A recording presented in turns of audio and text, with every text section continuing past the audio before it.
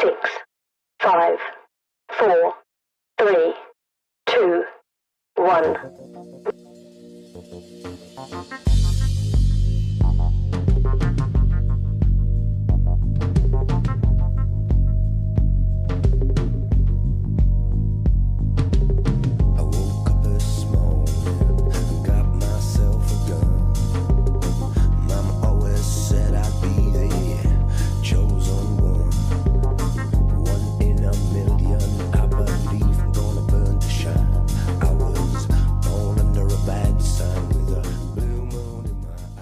Hey, what's going on, BBR? Back here with David Kinigson for a little bit of part two.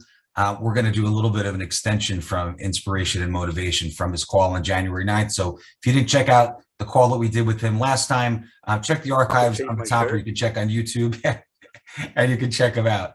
So go ahead, let's talk a little more. Well, we were talking about inspiration, and it's not hard to understand that I'm inspired by that sunset, and I've created a color based on that sunset. I created a whole collection being inspired by Burning Man. There's so much inspiration there, and I don't think anyone would have a hard time recognizing what it is to be inspired by something. But there's another side of inspiration that I think is really, really powerful. And it is that inspiration, to be inspired, is to be authentic, to be your authentic self. So what is that exactly? And for me, it's being given by a future, an invented future, one that's worth living for in the present. And that, we talk about passion in our industry. I'm passionate about doing hair. And I think that if we had a conversation about that, it isn't so much the hair itself, the hair that you're inspired by. Rather, it's the future of what you're doing with that hair. The fact that you're doing someone's hair for their wedding, and you've created a hairstyle for that special occasion, which of course is in the future. And that's what you're passionate about. So for me, the source of passion that we all talk about so much is to be inspired by and having a commitment to something you envision in the future that you live for now. I love that. And I think that's necessary too. Listen, you have to hope in this industry that you have people that get into the industry, right? So whether you're a salon owner or whether you're a hair aficionado, an educator, you need people to get into the business that you could either train, coach, hire, or whatever the case may be. They're just mindset wise, it's different, that they're not as future focused right now. And that's a lot of it is, and I'll be the first one to tell you this if you didn't know, a lot of it is they're afraid. So it's not gone are the days of, the joke was, we had talked about this on the show a number of times, where like 51% of all people that went to beauty school said that someone tried very hard to talk them out of going to beauty school, right? So half of them already, somebody in their family didn't want them to even do this as a career, or didn't think it was a career, that they have to work against that stigma in their own house, right? Obviously 18-year-olds that graduate high school, which most states require a high school diploma, probably live at home, right? Listen, I've known very few. I mean, I know plenty of 30-year-olds that still live at home. So you got a window. But so you have somebody that already has that stigma and thinking about what their future may be, and maybe not even having the inspiration. Maybe they had that and said, wow, I always loved hair. So not to lose that momentum, I think that it's really necessary to have them, to harness some of that passion. And, for our last call, inspiration, motivation, and passion, they all start to trend together. They're not the same thing, but they all start to move together. I think it's really important. I think you hit it right on the head. Contrary to what you said, which is most, let's call them 18-year-olds, because when I thought about becoming a hairdresser, I was in fact 18, and I didn't have the same situation that you described. But it is the ability to overcome fears and challenges that you talked about. Going back to when I was 18, I was floundering around. I had taken the New York City police test and passed. I'd already been honorably discharged from the service, and I was in college, and I really didn't know what I wanted to do with my life. And I had this first aha moment where I said, well, what do I want out of a job? And I thought that I wanted to be able to dress however I wanted to dress. I wanted to be able to talk when I was working and not have the boss tell me to shut up and get back to work. I wanted to be able to travel, make money, have my own business, be creative, meet women. And then one day I was sitting around a hair salon, a unisex hair salon, 50 years ago or so. And I looked around. I was waiting my hair was dripping. I was waiting to get my shag cut. And I was in awe of this salon.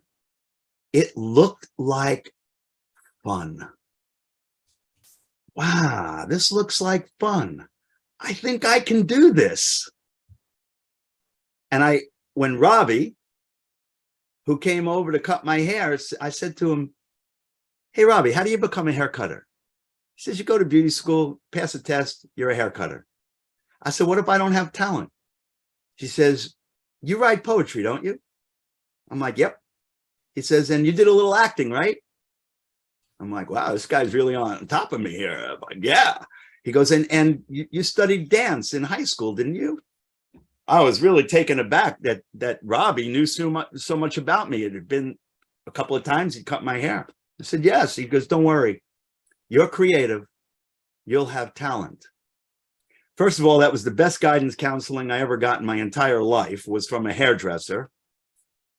But what happened was I had a transformative shift in being. And this is where passion comes in. I saw something in the future. I can do this. I can do this. And in that moment, my whole life became about being the best possible hairdresser I could be, or in fact, in my mind at the time, the best possible hair cutter I could be. And I'm really thankful. I went home to my parents. I said, I'm going to become a hairdresser. I said, sit down, I got to tell you. And my mother and father said to me, you go for it. Just do one thing. Do us a favor. Stick to something already. Mom, Dad, it's been 50 years. I stuck to something. And that's what passion is. That is great. And I think that's where, listen, we're not going to solve the beauty school. You and I have talked about this offline plenty of times, to solve for X in terms of how many hours in each place and which state controls which license, and reciprocity, which, I don't even want to do a call on reciprocity between states for beauty licensing. It's just, I've been on plenty of calls with the state of New Jersey over it that I just can't even, the word reciprocity starts to make my ears hurt. But without having that, you need that passion to be able to do it. And I love the actual forward thinking, because I don't think beauty school, you were motivated to go to beauty school and interested. I think most people that are going to sign that paperwork, especially the cost factor, as much as it costs to go to beauty school now, that there's going to be a little bit of money dangling as motivation in there.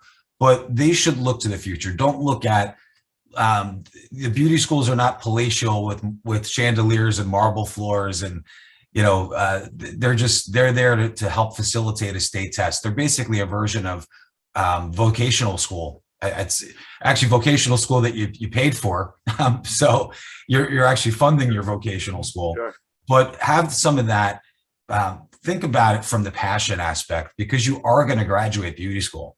If you're a state like New Jersey with 1,200 hours, full-time takes about 10 months to get out. Look at where you're going to be in 10 months. like I said, the fear factor of it. We have someone on staff that came from high school VOTEC, and she's motivated. She's had hair people in her family. Her mom was a hairdresser, and she knew she wanted to do this. And I said, well, who else, go in the class? Who else is a good fit? You're there every day with them in school. I mean, tell me who would be a good fit. And then, try to get my recruiting strategy out. And she said most of them had never, first of all, at the VOTEC age, that 17, 18, most of them had never had a job, ever. Fair enough. In this bracket now, have never worked for anything, hair related or not. And they were afraid to go and work in a salon because I don't know what the perception is as a newbie that goes in, but I'm enamored and I'm interested, and I like to go into other salons and see what they do, good or bad.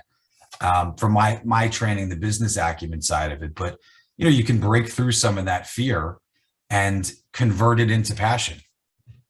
I think that if they had some of that guidance in cosmetology school, beauty school, that would be helpful, because there is a great fear about what's out there. I remember when I had my salon in New York, people would tell me that it took them 6 months or more to walk in and ask for a job because they were just afraid, because they'd heard so much about me and the salon. I had no idea that they would be afraid to come in, because they know their passion is for hair, but they haven't distinguished that passion, as I described earlier, for that possible future, for that invented future. And that's a great place that cosmetology school could coach from, as well as the owners of hair salons who, like you said, many hairdressers, young hairdressers today don't look too far into the future. They're very much in the present. However, they do talk, those young hairdressers do talk about their passion. And that's the entry into that conversation. If the coach or the employer or the salon owner or the manager adopts my definition of passion, which is to see something in the future that gives you being, that lights you up, that juices you up in the present. If you coach from that place, and that's where the power of asking what comes in, because asking what questions is brilliant to elicit thinking. What is it about your passion? What can you tell me about the passion you have for hair? And then you sit back and you listen. It's not unlike a consultation with a woman. What's important to you? Please tell me, what is important to you? These are all what questions. What do you want to tell me about your length?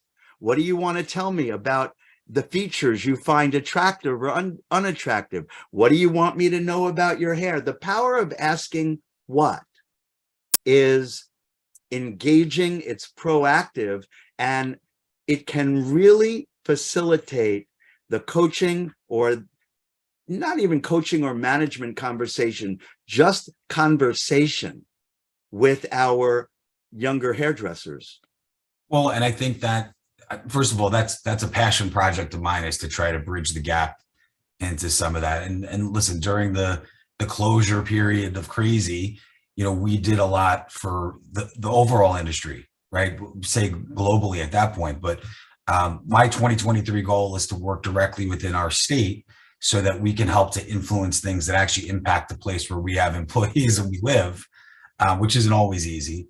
But that's something that's interesting, is that if I had someone that wasn't a good fit for us in the amount of hours that they worked or the type of hair that they wanted to do, we personally don't do a lot of barbering. But I know a great friend that has a salon that specializes in barbering, and they're a fun place to work, and everybody, it's a younger staff. It's a cool place.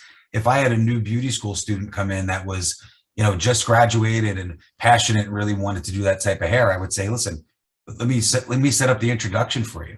Sure. I know them to be good people. I know it's a fun place to work. I don't do their payroll. I can't give you any information from the business side of it, but let me make the connection. And they look at you sometimes like, wait a minute, why would you? Just like I think you and I had talked about that, about having a client that you just said, hey, I just don't do that type of hair, but I have somebody for you. And they look at you. Or during, we just came out of the holiday season when you're really busy. New client calls up, I go through the consultation of the phone consultation initial, and I just can't take them. And I can only come in on Saturdays. Well, my crew is booked out for the next 8 weeks, but I know what your problem is. Just based on our conversation, you need to do X, Y, and Z. Oh, why would, like I was giving them trade secrets? Well, the girl I go to has been highlighting me every 4 weeks. I'm like, yeah, your hair is damaged because you shouldn't be getting highlighted every 4 weeks. Like at that point, we wouldn't even do that. We wouldn't even want your money to do it the way you're doing it, because it's not the right process. Oh my God. And basically get off the phone and it says, you changed my life and gave me so much great information. I don't even know how to ever pay you. Well, next time you have somebody that doesn't need to be just on Saturdays in the 4 weeks before Christmas and Hanukkah, you can refer them in or come back to us another day. But brilliant. But it's hard. But I think the passion is really what needs to be reactivated in the beauty schools. You'll get, just like everything else, unfortunately, which I hope changes in 2023, that polarized 50-50 of every single thing, Coke versus Pepsi. It is what it is. And you'll have people that will say that beauty schools don't teach enough. You'll have people that say beauty schools teach too much. You'll have people say beauty school teachers were people that couldn't do hair behind the chair, so they went to beauty school. You'll have people that said I was so dedicated to the industry that I thought I would make a bigger impact by teaching younger generations how to do hair. But the passion it needs to be reignited. I think that's a great add-on theme for 2023 for sure. I don't disagree. Oh, that's good. Listen, always engaging conversations. As I mentioned, go back and check out our initial call with David from January 9th. You can find that in the comments up above. I will put the links to his books again in here. The Power of Asking What, really easy to read. First of all, you guys, 2023, you should all be reading every single day, even if it's a few pages. Put the phones down. Like I tell my kids, put the phones down an hour before bed, pick up a book, and it'll challenge you. And what I love about that too is, for me anyway, in reading it, it not only helps to change your consultation, but it helps you to change your meetings, right? So you did a lot of coaching over the last few years, and people say meetings, and you should be having meetings with your staff.